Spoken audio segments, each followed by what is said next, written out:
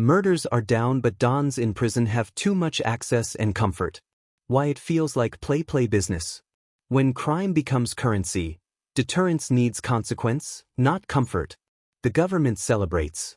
Containment feels like progress, but it's an illusion, unless sustained and intensified. The best way to stop a terrorist is by terrorizing him. He only terrorizes you by what he was taught to fear, so he doesn't want it to point back. Containment isn't cure. Sometimes, the man contained in prison might feel safe and contented. Who gave him that condition, and does he deserve it? Who does that condition help in the war against crime? How many quarters are law enforcers willing to give? Give too much and become less effective. Their comfort zone is criminal. You have to reach into their comfort zone to get them out. It means you have to be strategic around conventional norms to give them the full blunt of their own medicine of terror, chasing them perpetually, unseizing, and apparently bowing to no restrictions. Restricted terror is insufficient. No criminal is restricted. How do you counter that part? I really don't know, but you must get around it when ordinary criminality becomes terrorism and war upon the state. The rules must change to match. And bickering fools cannot be the reason to choke and surrender to terrorists. Gangsters haven't stopped, they've adapted. And now they try to adapt again.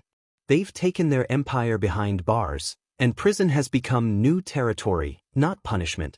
This is a bulletin board no-nonsense commentary, where we give you truth without compromise. Remember to press the thumbs up button, subscribe to this channel and share the video.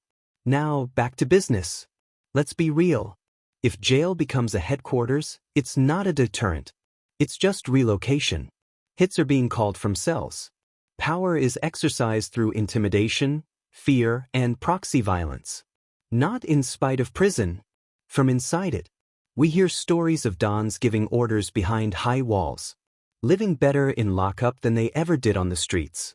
Prison becomes legacy, not loss. Infamy becomes inheritance. You cannot change street culture. If the prison culture is a mirror image, the only thing that's ever truly slowed them down is confrontation with law enforcement, real consequence, not negotiated peace. When criminals engage and are neutralized, the myth of invincibility cracks. That's the shift we need. And it doesn't come through ritual speeches or halfway pressure.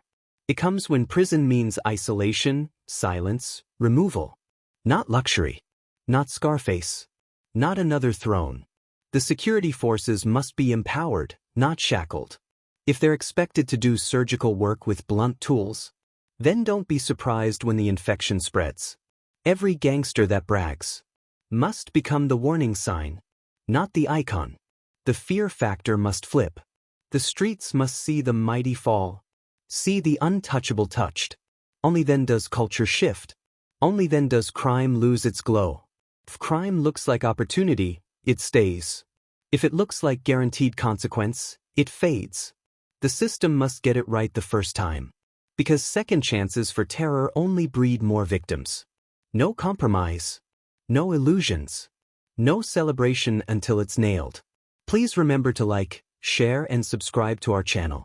This has been a bulletin board no-nonsense commentary where we give you the truth without compromise.